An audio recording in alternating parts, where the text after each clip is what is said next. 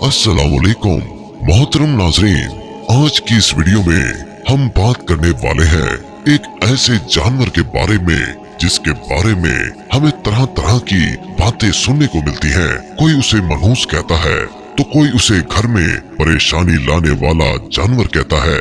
तो दोस्तों, हम बात करने वाले हैं उल्लू के बारे में और आज हम आपको उल्लू की पूरी हकीकत बताने वाले हैं और ये बताने वाले हैं कि ये जानवर हमेशा वीरानों में क्यों रहता है, ये जानवर हमेशा उदास ही क्यों रहता है।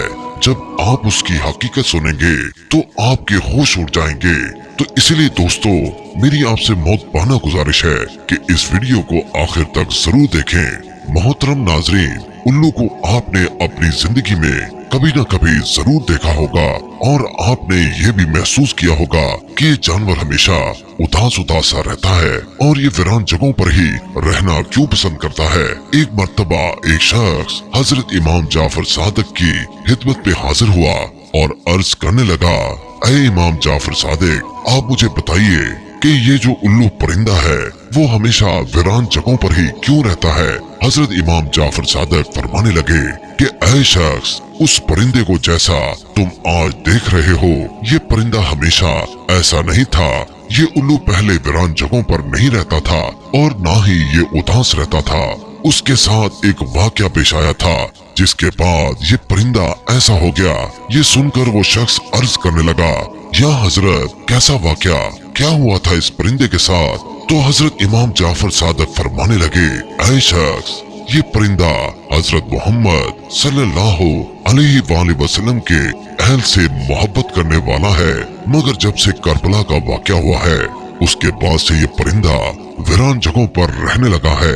हुआ ये कि जब इस परिंदे को पता चला कि हजरत इमाम हुसैन अलैहिस्सलाम अपने काफिले के साथ करबला के मैदान में रुके हुए हैं, तो ये परिंदा 9 मुहर्रम की रात को करबला के मैदान में जा पहुंचा और जाकर हजरत इमाम हुसैन अलैहिस्सलाम से अर्ज करने लगा, या हुसैन अलैहिस्सलाम, मेरे लिए क्या हुक्म है।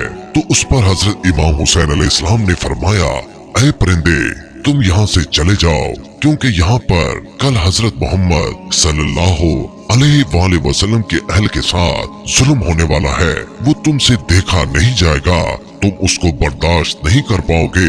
ये सुनकर उल्लू बहुत परेशान हुआ और अर्ज करने लगा, या इमाम हुसैन अलैहिस्सलाम, मैं यहाँ से नहीं जाऊंगा। जब वो परिंदा जिद करने लगा तो हजरत इमाम हुसैन अलैहिस्सलाम ने उसे वहाँ रुकने की इजाजत दे दी। उसके बाद उस परिंदे ने करबला का पूरा वाकया अपनी आंखों से देखा।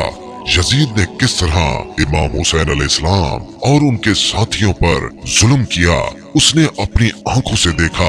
हजरत इमाम हुसैन अलैहिस्सलाम के सर मुबारक को कटा हुआ उसने अपनी आंखों से देखा।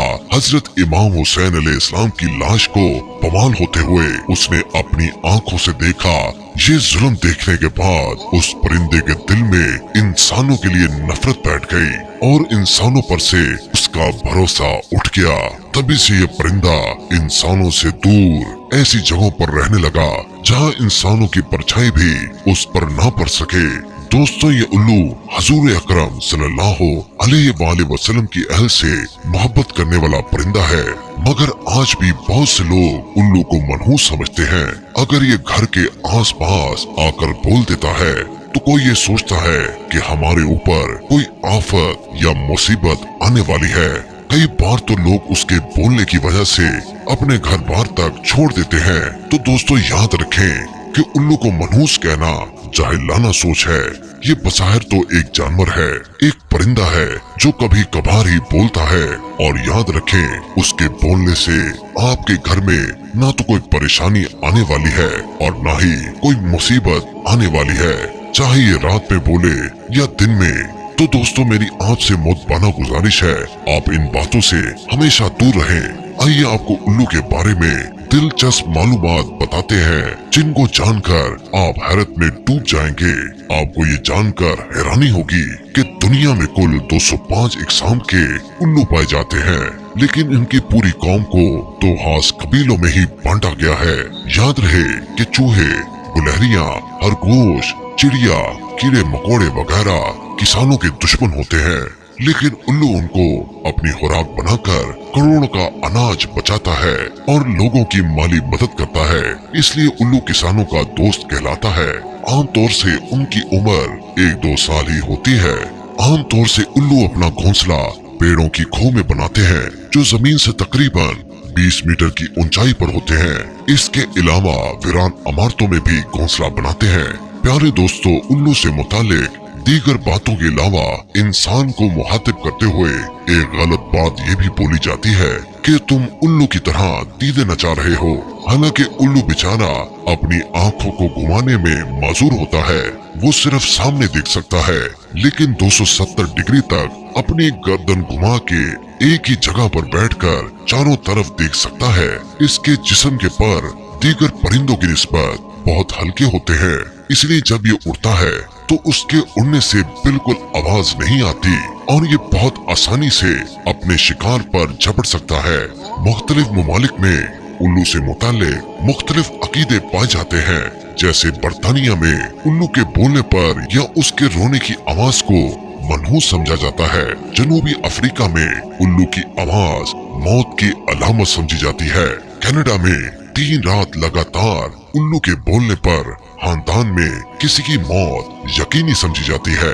अमेरिका के जनूबी और मगरबी दोनों हिस्सों में उल्लू का देखा जाना मनहूस समझा जाता है। चीन में उल्लू दिखाई देने पर पड़ोसी की मौत की अलामत समझी जाती है। ईरान में उल्लू की अच्छी आवाज को खुशी की अलामत समझा जाता है और रोने जैसी आवाज बुरी अलामत मानी जाती है। तुर्की में भी उल्लू की आवाज को मनहूस समझा जाता है, लेकिन सफेद उल्लू को अच्छा माना जाता है।